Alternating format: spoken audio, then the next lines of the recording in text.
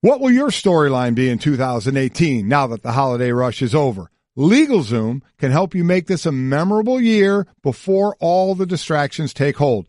Make this the year you finally get serious about launching and running your business. Rest a little easier knowing your family's future is squared away with the right estate plan. LegalZoom has been helping people like you take care of their dreams and responsibilities for more than 16 years. They're not a law firm, but they have the resources to keep you on the right path, including advice from their network of independent attorneys, all at your fingertips. Whether you want to take your business to the next level or take control of your family's future with an estate plan, LegalZoom plugs right into your life so you can take care of the things that matter most. Get off to a strong start in 2018 at LegalZoom.com today and get special savings when you enter Golic in the promo box at checkout. LegalZoom, where life meets legal. Winning at sports and at sports broadcasting means changing things up. Just like La Quinta Inns and Suites is changing up their look. A renovated lobby that's so contemporary it even makes Golic look cool. Yes, it does. And a totally updated fitness center that even has Wingo feeling like a workout. I'm ripped. Plus plenty of comfortable spaces to hang out. Yep, this La Quinta look definitely has a vibe of victory. So you can just relax, refresh, and get ready for your next big meeting. Prepare to win at business with La Quinta Inns and Suites. Book now at LQ.com. Trying to get your Monday and your work week off to a great start. Glad you're with us on Golic and Wingo and ESPN Radio and ESPN2, presented by Progressive Insurance. All phone guests will join us on the Shell Pennzoil Performance Line. Ramona Shelburne, ESPN.com senior NBA writer. We'll do that in a few minutes. But I can't listen to Everson Griffin enough, by the way, the Vikings defensive lineman, reacting to what he saw Case Keenum and Stephon Diggs do on that final play that propelled the Vikings into the NFC Championship game.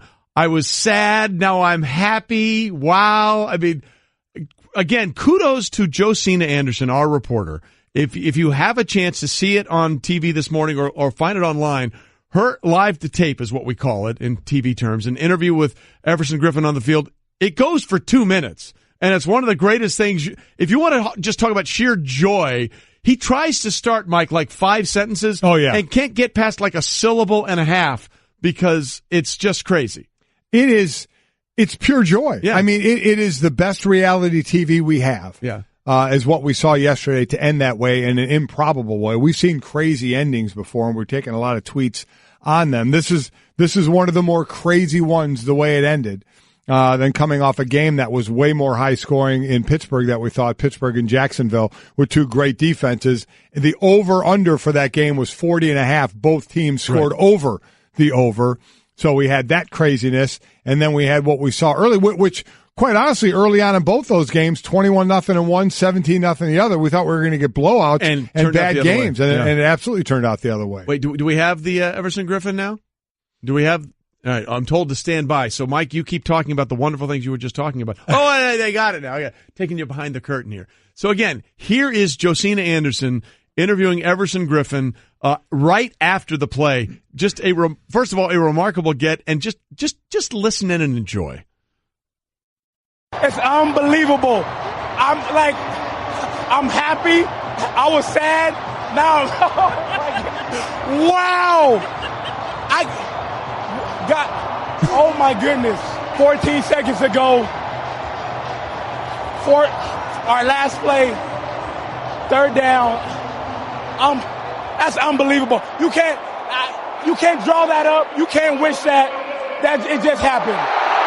I mean, he stopped and started 5 times. That is truly, I have no idea what to say here because what I saw was so unexpected and such a crazy ending. But kudos to them. I mean, you had 2 games in Philadelphia with Atlanta. Atlanta first and goal on the 9-yard line, and 4th and 2, a rollout pass that was going to go to Julio Jones. That if that's complete, we're doing is we're talking about Atlanta moving on, and the play here where New Orleans down 17-0, all of a sudden they're winning this game 21-20, and you're thinking, oh my God, they flipped the script, and now they're going to win because Minnesota is down to their last few precious seconds. Can they get out of bounds and get a field goal going? No. And not only do they do that, they get a score out of it, a touchdown for the win. So 2 really especially this one, just an unbelievably improbable. Field goal, forget that. We're going to get the touchdown. Look, we're talking about the unbridled joy. It's unbridled misery in New Orleans, let's be clear. And the two headlines on the two papers, Star Tribune in Minneapolis says, "Let's skull crazy." There you go. And, of course, the Times-Picayune has a picture of Stephon Diggs looking back at the Saints, which is a great photo as he runs into the end zone. And their headline, these three words, these are the actual words, expletive, expletive, expletive. So literally, as they used to say on the Wide World of Sports, the thrill of victory. The agony of defeat. The agony of defeat. That was agony there. And Marcus Williams, the rookie who you'll see that picture of him ducking his head and throwing his shoulder in and completely missing Diggs. And he stood up at the end of the game and talked about how he blew that play, should have made the tackle, should have made a play on the ball. That was on him, took responsibility for it. But boy, again, the roller coaster, the highs to the lows. They were at the high and then they went to a low. That had to be an ugly flight home, and it's going to be a long off season for what could have been. Yeah, and I will give credit to not only Marcus Williams, the safety, who owned the mistake, but the way Sean Payton and both Drew Brees handled it. I mean, because they all thought they were going. It was there, and it just right there. Was taken away from at a moment's notice like that. And we'll see how they go forward. And now the biggest question for the Saints is, what do you do with Drew Brees? Right. I have to believe he's coming back. I'd be stunned. He's technically a free agent. He's a free agent. I'd be stunned if he's not back, but we'll see what kind of cap number it's going to be. And then again, the other one was the Jags with Blake Bortles going in there and taking care of business one more time. Talk about the weirdest scenarios you can imagine. In the Week 5 matchup, Ben Roethlisberger threw for 5 interceptions and lost. Sunday, he threw for 5 touchdown passes and lost. That's stunning. To the Jacksonville Jaguars, the first quarterback in NFL history to do that. Of course, it was the other quarterback that was victorious. We'll get into that a little bit later as the Blake Bortles saga continues. Mm-hmm. But there is NBA to discuss. Yes, there is. Including a very big game tonight. And for that, we're delighted to be joined by ESPN.com senior writer Ramona Shelburne, who joins us on the Shell Pennzoil Performance Line. Okay, Ramona, we have the matchup tonight one more time. This time it's in Cleveland. Golden State is there. But with the way the Cleveland Cavaliers have played defense, Ramona, 2 out of their last 3 games giving up 127, what is the possibility that the number the Warriors could put on them tonight with the way they're playing? I mean, right? I think we all kind of have this sense that this could get ugly if Cleveland plays the way it has been playing. But I'll tell you what, I came in yesterday and caught the Cavs just at their practice they had at the facility, and it was. Usually when you get back from a long road trip, the coach will say, you know what, guys, don't worry about it. We'll just see you on shoot around, right? But they played so poorly over that road trip, like they had to have a practice.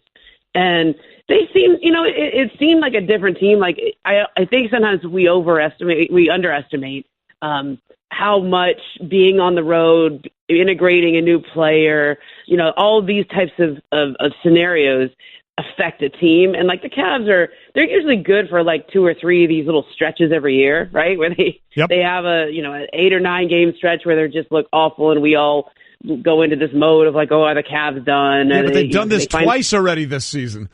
Yeah, and it was at the beginning. Okay, so at the beginning of the season they were a little rough, and then they won like 18-19, and then they fell off again here. And I think some of this coincides with the first loss on Christmas, right? That this is what's kind of started the latest run. And then it's also about integrating Isaiah Thomas into this mix, where he said flat out yesterday he does not have his legs. He's not even close to being able to contribute the way he wants to. So now you have a new player who's going to play a pretty big role in the team, and you're integrating him and he's not there and he's not making shots. And I think you kind of say, okay, if this continues beyond today, right? Because you should be able to get up for today. You're at home. You just got, you've been home for a couple of nights here. You don't have the excuse of being on the road and road weary and all this, et cetera, et cetera. If they get blown out tonight, now you can worry, okay? But if they can find sort of the championship moxie, the idea that what they had in them before, then you look at the Cavs and say, okay, this is probably still going to be around 4 when we get to June. Yeah, this does seem to be around that time of year. Last year at this time, LeBron was saying they need a playmaker, and, there were complaints going on. And to me, Ramona, though, the defense, we know their defensive efficiency, how bad they are. They flipped the switch a bit, certainly when the playoffs started, but they've always had kind of the offense. Is that more of a worry now because the offensive side is slipping at this point? Yeah, I mean, it was funny. Yesterday we did this. We talked to Coach Ty Lue, and he goes, we just missed shots, right? Which is one of those coach speak answers, right? Like, I'm not really saying anything about why the offense is bad. We just missed shots. But I think in this case, he actually might be saying exactly what's going on. Like, they really missed a lot of shots. And Isaiah Thomas said, he goes, all of my shots are short right now because I don't have my legs. Like, and when you miss shots, then it changes your defense, right? Because the other team can get out and run, and you don't have the same it's transition defense as opposed to being able to get set in half court defense. I think there's some of that going on there, and I think it's also when you reintegrate Isaiah Thomas, he's not the kind of guy who's going to play that system, right? Like when Isaiah was out, just name me the Cavs point guard. Who would you say it was? LeBron James. Right? Right. That's it. And so they don't have somebody who's the traditional point guard. LeBron's having to do everything. Isaiah is a point guard, sort of. Like, he's more of a scoring point guard. And he's the kind of guy who's going to score off pick and rolls, and he's going to score at isolation. But he doesn't run that free-flowing system that they were having success with earlier. So I think there's some of this is just reintegrating him. Some of it's just the road. They're missing shots. But the more concerning thing for me is the defense. They're 29th in defensive efficiency. And that's just inexcusable, right? Like, for a team that has championship aspirations, like, defense is a lot about effort. And if you can't find effort in this game, especially with what's at stake here, then that's when you begin to wonder. Well, that's what makes this really interesting, Ramona. Ramona Shelburne with us, senior NBA writer with us for ESPN, because Ty Lue said it after one of the losses last week. I think it was after the Toronto loss. I can't remember which one. He mentioned the word, we need to get agendas, okay? And nobody else brought that up. He brought that up. We need to get rid of, if there are agendas on this team, we need to get rid of those. What do you think he was talking about? I think he's talking about selfish play, right? Like, when you're going for your own stats versus playing that team ball game, right? And in the beginning of the year when their defense was awful, a lot of it was just that people hadn't made that commitment to team defense. Look, they got old guys on this team. This is the oldest team in the NBA. So you're not going to be able to defend one-on-one. This is about team defense. And I think when Ty says things about agendas, it means that people aren't buying into that, right? They're not necessarily committing to the work you have to do to defend as a team. And there's really no other way to defend the Golden State Warriors, right? Like, they're too good to try to defend them one-on-one, even if you were 5 years younger as a team, right? So I think that's what Ty's talking about. And, Ty's not one to mince words. Like, he when he says that, he knows people are going to hear it. And so he's talking, that's J.R. Smith, that's Dwayne Wade, that's Tristan Thompson, that's those role players that they need to really buy into what they're doing as a team, because, quite frankly, they're just not the same guys individually as they once were. From the other side of it, Ramon, with Golden State, we've had Kevin Durant misses some games with a Ramona,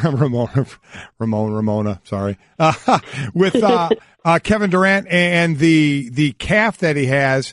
That's not something that's been recurring to him. Steph Curry, it is with his ankles. Is there a concern with that in ankle and going forward, or with the trouble he's had in the past? Yeah, I think there is, in a way. I talked to Steph about it for quite some time the other night in Milwaukee, and he really wanted to play in the game, and he goes, it's really frustrating because I've had so many ankle injuries, I can almost self-diagnose. Like, he doesn't need WebMD anymore. Like, he knows exactly where he is. That's not what you want to hear if you're a Warriors fan. Right? I mean, remember, earlier in his career, this is a guy who understands every little part of the ankle, right? He's like, I know when it's tendon, I know when it's bone, I know. And he said, he woke up that morning and he felt stiff and sore, and he knows it's a little weak, and so he didn't play. And he said, I really want to play. I was kind of begging Steve Kerr, but then Steve turned it around on him, and he said, if you were me, would you ask a player to play in the condition you're in? And Steph goes, I guess I can't, right? Like, it was that sort of guilty thing where you have to put yourself in the coach's shoes. And he played in Toronto, but he said afterwards that it was not, he's still not 100% on it. And I think the real concern is just that he's done the same ankle now twice, and with his history, he understands, it's weakened right now. Once you keep sprinting it, the ligaments are weakened. So they don't want that to continue to reoccur. But I also, knowing the Warriors, if there's ever a day when he wakes up and it just doesn't feel right, he's just not going to play, because they are so all about June and playing deep into the playoffs that they're not. You could have a sniffle and they'd say, sit down, take your time. Ramona Shelburne with us on Golic and Wingo. So we were talking about the Warriors, obviously the top of the Western Conference. Now let's move to a team that is nowhere near the top of the Western Conference, and that would be the L.A. Lakers. Look, there's been all sorts of talk about David Fizdale maybe in the coaching mix here, and then Jeannie Buss tweets out that picture of her with Luke Walton out there having a good time, showing support for the current head coach. What is the current status of the coaching situation in L.A. right now? I mean, so Jeannie Buss has flat out said to me, Luke's not going anywhere. Okay. Like that she is so obviously in his corner, and that's ownership speaking. But the reason why that those types of other stories have taken root, like the Fizdale story, that comes from outside the organization. And that comes because when you're quiet, right, when the chattering classes are, wondering why you haven't said anything, why Rick Carlisle's going to bat for your guy and Steve Kerr is going to bat for your guy, but no one in the organization is, it gets everybody else wondering. And some of this, I think, is on Magic Johnson, who, from what social media tells us, was in Hawaii this weekend. Some of this is on just the organizational decision or stance that they were not going to be seen as responding to LeVar because they don't feel like they need to. They've spoken to Luke. They've reassured him behind the scenes. He should need the public, attaboy when, it would really only be because LeVar Ball said something and they don't want to be seen as responding to him. And so, it's a nice idea, but it's also 2018 where it's like you can control your own response to things, but you can't control what happens in the rest of the world. And so once the rest of the world started responding, where the NBA Coaches Association is putting out statements, and I know they were critical of our network and others in the media who give LeVar a platform, but really they were critical of the fact that Luke Walton would be any kind of hot seat. I don't know, it made people start talking and wondering whether or not the two guys, Rob Pelinka and Magic Johnson, who were not the ones who hired Luke Walton, right? He was the holdover coach, whether he was really their guy. And I think that's where the Fizdale stuff comes from. I've never heard anyone in the organization say it, but I have heard people on the outside say it. And I don't think there's anything to it right now, just based on my own reporting and based on how strongly Jeannie Buss, the owner, has come out this way. And the other Buss kids, I know, Joey Buss and Jesse Buss, who also have roles in the organization, are very firmly behind Luke Walton. But because they didn't say anything, it allowed some of that oxygen to get in the room. Yeah. So taken away from the idiocy of that situation, with Fizdale, because it is thought that he is a favorite of LeBron James. So going to that side of it, the behind the scenes thing that could go on, sure, where it has nothing to do with Luke Walton, but if there's a way to get LeBron to LA, and if he really likes Fizdale, would they make that change because of that? I think that's something that people think could be realistic. Look, it's not hard to connect dots, right? Like David Fizdale coached LeBron in Miami. I think he was an assistant coach or associate head coach. I don't want to deprive him of a better title if he had that. But they were very close in Miami. When he got fired, LeBron tweeted out, what's happening? I need some answers here. It feels like my man was scapegoated, right? I mean, that's a pretty big show of support from the best player in the league to the head coach of Memphis, right? At the time. So it's not that hard to make that connection. But I think when you look at it, like it's so early in this process, guys. It's so early that, you gotta say. And I've covered a few of these LeBron free agencies. None of us really know what's going to happen with LeBron until the offseason, right? And he doesn't know because so much of this depends on how the Cavs finish, how the rest of the league finishes, whether things fall into place in free agency. And I think like that, would this be an possibility? I think it's so early to even ask it. I think it's so early to even ask that it's not fair to anyone involved, right? It's not fair to Luke involved, but it's not easy. It's not hard to connect those dots. Well, it certainly doesn't seem like it's that hard, but we'll let it all play out. Yeah. You're right. We'll take the long con. We'll take the long play here and see how it goes out. So that's something ahead. But Ramona, tonight we have Chris Paul going back with the Rockets to take on the Clippers. Your thought on him going up against his old team? Well, look, his time in LA is really defined by what they didn't do, right? I mean, I still remember being in the parking lot when, Blake Griffin and DeAndre Jordan found out he was coming, and they were so excited, and there was this optimism that finally the Clippers were going to break through, and they just didn't, and Chris would be the first one to tell you how disappointing that one was. And I think the fans in LA will embrace him, because he did a lot for the franchise while he was there. But, when I look back at those 6 years, it was all about just unfulfilled potential. Yeah. I mean, that was a team that could have won for years to come, and they just never got out of the first or second round. Well, we'll see what happens with them tonight. And again, because Ramona said it that way, we're going to be doing this for a long time. Yes, we are. About the Cleveland situation with LeBron in LA. Ramona, thanks for being with us this morning. We appreciate it. Thanks, boys. And you know what's going to happen tonight. We're with Cleveland giving up all these points, playing Golden State, 95-90. Exactly. Cleveland win. Cleveland clamps on down on Golden State, held them to a season-low 81 exactly. as they win 104-81. Just the way things play out sometimes. And again, that'll be on ESPN tonight, so you can see that also on ESPN Radio. I just saved hundreds of dollars by switching to Geico. I feel like I'm on top of the world. Disclaimer, you will not be transported to the top of the world. In the unlikely event you find yourself at the Arctic Circle, seek shelter from the elements immediately to avoid frostbite and or hypothermia. Geico will not be responsible if you find yourself in a cave or crevasse with a lonely abominable snowman, who in all likelihood will force you to play games including but not limited to Go Fish, charades, Chinese checkers, or his personal favorite, Red Rover, send Yeti on over. Geico is not liable for any damages, either physical or emotional. Geico. 15 minutes could save you 15% or more.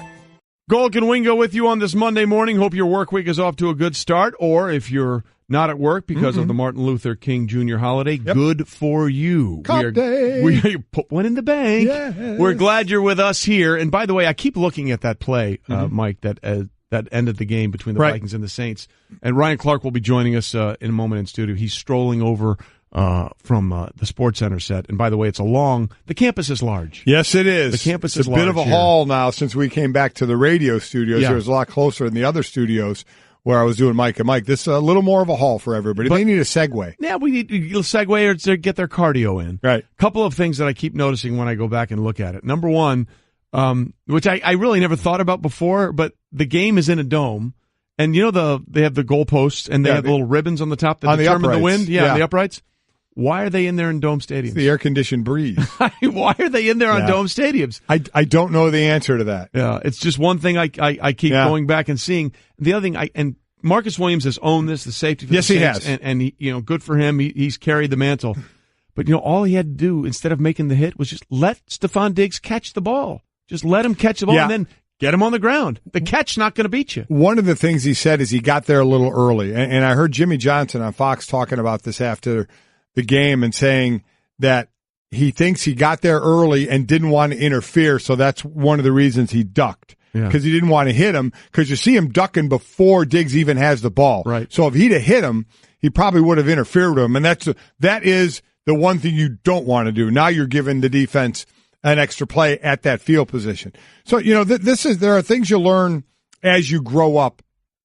From Little League on to high school to college into the pros, some things don't change. One of the things you learn is you learn situations. What situation are you in, and what do you do in the situation? I know my dad used to teach this to me in Little League, everything, especially like in Little League, like baseball, is, okay, it's this inning, it's this score, there's this many outs, there's these guys on base. If the ball gets hit to me, what do I do? Right. What am I going to do with it? So this is a similar situation. You know where the clock is. You know what the score is. You know what you're trying to do on defense. If the ball comes my way, what do I do? It's something you learn at an early age, situational situations. Right. What do you do? And again, Marcus, he has stepped up and he said, my bad, I did it wrong. But so what is the situation? As he said, do I make a play on the ball? Do I let him catch it and make the tackle in bounds so the clock runs out? Anything but what you did. Right. But again, the right call. And now that Ryan Clark just joined us. Has made the walkover from Sports Center. Before we get into that play, I don't know if you heard Jimmy Johnson from Fox, what he said. He thought because Marcus got there early, he ducked him because he didn't want to interfere with him. And he got there early, and he would have interfered with him had he hit him because Diggs didn't have the ball yet. So it was a matter of he got there too soon, which is a mistake in itself. But what do you think of that thought? I mean, we can have all kinds of thoughts. Yeah. Obviously Marcus is the only one that knows what was going through his head during that time. To me, he was playing a outside zone, It's a cover 2 boundary call, and Golic, this. Yep. You practice this every Saturday and walk through, not letting a team catch the ball and get out of bounds that gives them another down. And I felt like he took the type of approach that keeps him outside leverage on Stephon Diggs, and he did look to be there early. But I'm gonna be honest, I remember laughing with Troy Polamalu after Lamar Woodley forced a fumble on Kurt Warner. It was Super Bowl 43. He was going to throw a Hail Mary, right? And so Troy runs up to me and he was like, RC, I was so scared, bro. and that tiny little Troy Polamalu voice. Hey, but that's what he tells me. And, we laugh about it. We got to the hotel and he was like, I just envisioned Larry Fitzgerald jumping over both of our heads and catching a touchdown. And that is the fear you have defensively in these type of situations, because all you can do is lose it. Like, even if you make an interception, even if you make a play, the team has already decided or already feels like they won the game. And so it's a very pressure-packed situation, and I'm sure all Marcus Williams has been taught. By the way, dude was 20 years old at the beginning of the season, and he's played very good balls. He's been phenomenal. Yes, he has. For the New Orleans Saints. I'm sure he was told over and over again, don't let these guys get out of bounds. And if you watch the defense that was called, Crawley was outside, right? Williams was outside up front. They wanted to make sure the ball stayed in bounds, and he took an approach to keep him outside of Stephon Diggs. And, as I watched the play over and over again, Trey and Mike, I'm more amazed by what Stephon Diggs was able to do. Yes. Right? Because you're programmed, you're going to catch the ball and get out of bounds. Everybody misses him. Marcus Williams misses him, hits Crawley. Stephon Diggs turns upfield, gets his hand down, stays in bounds, and scores a touchdown. And I think it was more skill involved in that play than people are giving him credit I agree. for. I absolutely agree. I think that was people say it was this more on the offense or the defense, and you'd lean toward defense. It should have been defended differently. But after the catch, I'm amazed that he just didn't go right out of bounds. No, it's unbelievable. The presence of mind to stay in bounds, also the athletic ability to do so, and Stephon Diggs and also Adam Thielen are reasons why many of us thought Minnesota Vikings could win this game. Right. When you make a play like that, though, I'll be honest. I've been doing this a while now, probably like 5 years since Trey Wingo DM'd me. That is true. That's how this all started. No, absolutely. When I said I needed an internship, Trey Wingo DMs me and was like, hey, RC, maybe you should try here. And last night was the best oh my gosh and favorite show I've ever done. Myself, Trey, Jeff Saturday, Hasselbeck, we're watching. So we had this whole plan, because obviously Blake Bortles is my favorite quarterback. So we had this whole plan. We had this whole plan about what we're going to do to open the show. It's about the Steelers and Jacksonville's, and I'm bitter. Yeah. And we watched this play, and immediately Trey and I said, hey, bro, we can't do that. No, we're not doing that anymore. There's like, we have to start with this. And I think football needed this. The NFL needed this.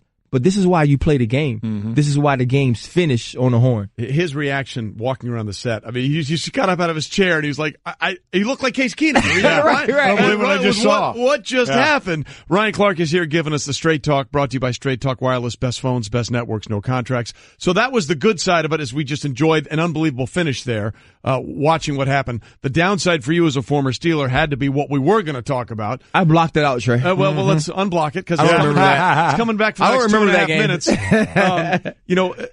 We all know what Mike Mitchell had said. We're going to play the Patriots. We'll play them again. We'll beat them. Le'Veon Bell had tweeted Saturday night, round twos, all this kind of stuff. And David DeCastro, the guard for the Steelers, after the game, basically said, how could we be talking about the Patriots when we were playing this? Do you think in any way, shape, or form the Steelers were looking past Jacksonville? I think it depends on how they prepared, and I can't really speak to that. I can be honest. As a football player, you look in front of you. I think Golic can attest to this. You understand what the steps that need to be taken. A lot of times you don't voice those things, and the Pittsburgh Steelers did. And now I go back to Mike Tomlin's statements early on in the season. If you remember, Coach T said early on in the season, we have a matchup looming against them in a couple of weeks, and we're going to see them again in the playoffs. And so I think when your head coach says those things, it kind of puts into your mind that's what your path is going to be. And I think these guys followed suit. Jalen Ramsey, who is becoming probably one of my favorite guys to be interviewed and on the mic, because he's absolutely 100% honest. He's unfiltered, and by the way, he's really, really good at football. Is not terrible. He is not terrible. He's not good. Yeah. He said it. He was like, I don't know why they were so confident, because we bust their what the last time we were here. And I think that was a telling statement. The Jacksonville Jaguars didn't go into Pittsburgh in awe. The Jacksonville Jaguars weren't looking at 6 Lombardi trophies. They were looking at the team they played yesterday, and they felt like they could beat them. So did Pittsburgh underachieve, and do they need to make some changes, whether it's player-wise or coaches-wise? I think anytime this happens, you start to look at what you can do. Ben says he'll be back next year. I think offensively, you put up 42. I mean, you did. I mean, what else you want to do? I'm with you. We had 2 top-rated defenses here. The score was 45-42. Right. Yeah. But you look defensively.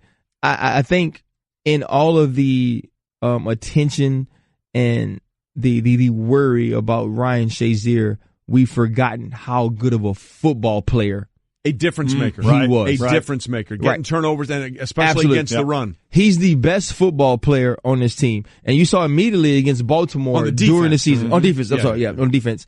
You saw immediately against Baltimore the difference he made in the run game. Right. Yeah. And then you add what he can do in covering backs out of the backfield, tight ends. And I think that's been a huge loss for him. But to give up 45 to... I mean, he's my favorite quarterback. Blake Bortles. Yeah, well, 38. They had the scoop stick, but still, 38. But Blake Bortles? Yeah. I mean, it's... Hey, guys, how many points total were scored in Jacksonville last week? 13. 13. Yeah.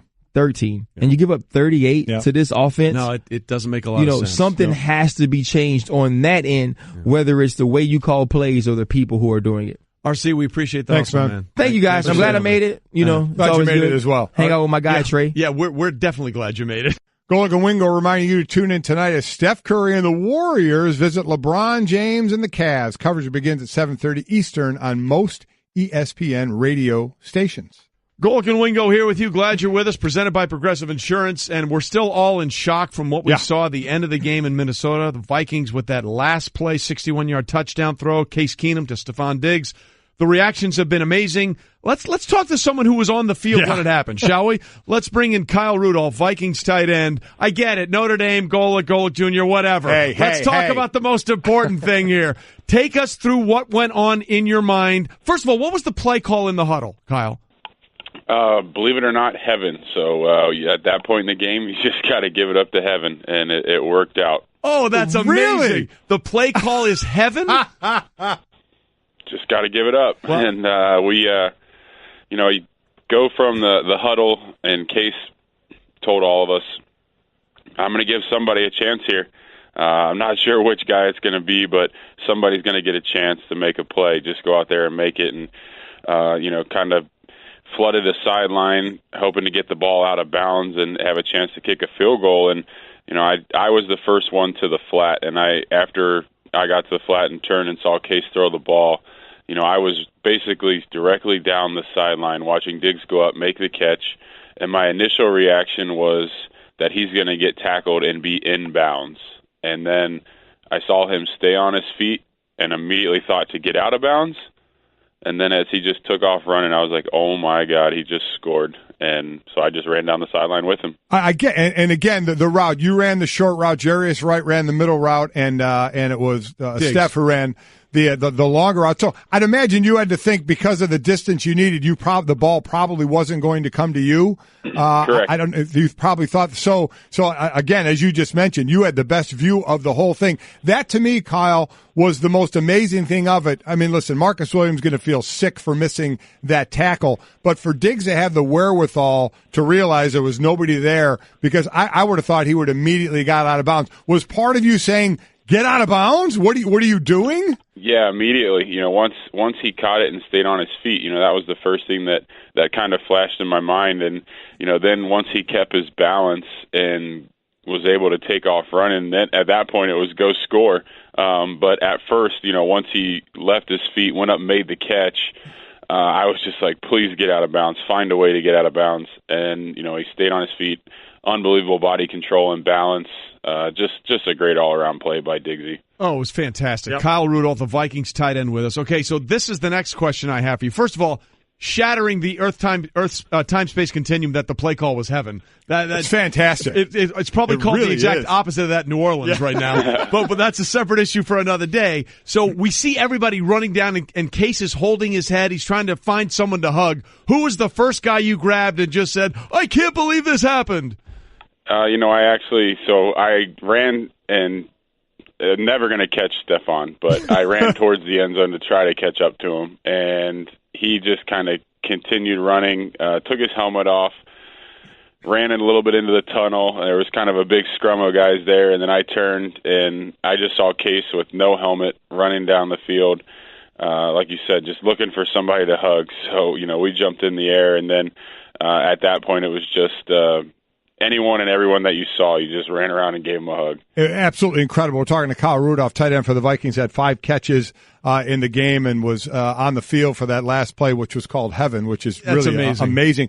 But we definitely want to have you another time for a longer time. But I'd like to know, at 9:58 of the second quarter, you're up 17-0. At 3:01 of the fourth quarter, you're losing 21-20. What are the two emotions there when that happened?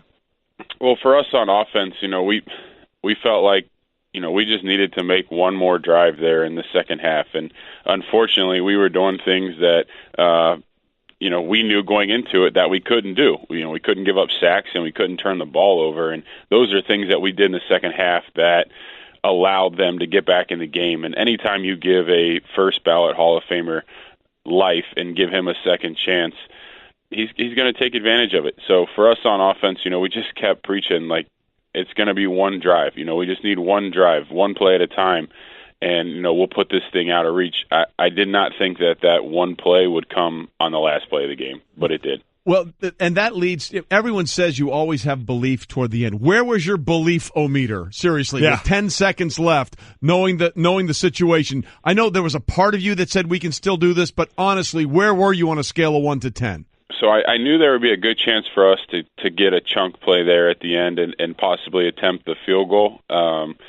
And as the play was developing, their corner jumped me in the flat. And like Mr. Golic said earlier, there was no chance I was getting the ball. Like, I'm 5-6 yards in the flat. We still wouldn't have been in field goal range. We needed a big chunk. So when he jumped me, I knew that Jarius Wright and Stephon would be 2-on-2 with the next two guys on the sidelines. And I just kept thinking, all right, here, one of these guys have to make a play and get that chunk. And then, he threw it up to Stephon, and the rest is history. It's incredible. Incredible. Kyle, look to have you on for a longer time. We appreciate you jumping on for a few minutes. In early weather, 53 and partly cloudy in Philly, so good shape for you guys, man. Thanks Kyle. Appreciate it. And never call him Mr. Golic again. Let's just be clear about that. Let's just stop that now. Speaking of stopping that, Mike, we're sort of alluding to the fact that maybe the Steelers were looking past the Jaguars to get to the Patriots. Well, at the rally last night at Everbank Field in Jacksonville, Jalen Ramsey says we are going to the Super Bowl and we're going to win that. So he's now doing what maybe the Steelers did to them. We'll find out. Thanks for watching and listening. I just saved hundreds of dollars by switching to Geico. I feel like I'm on top of the world. Disclaimer, you will not be transported to the top of the world. In the unlikely event you find yourself at the Arctic Circle, seek shelter from the elements immediately to avoid frostbite and or hypothermia. Geico will not be responsible if you find yourself in a cave or crevasse with a lonely abominable snowman, who in all likelihood will force you to play games including but not limited to Go Fish, charades, Chinese checkers, or his personal favorite, Red Rover, send Yeti on over. Geico is not liable for any damages, either physical or emotional. Geico. 15 minutes could save you 15% or more.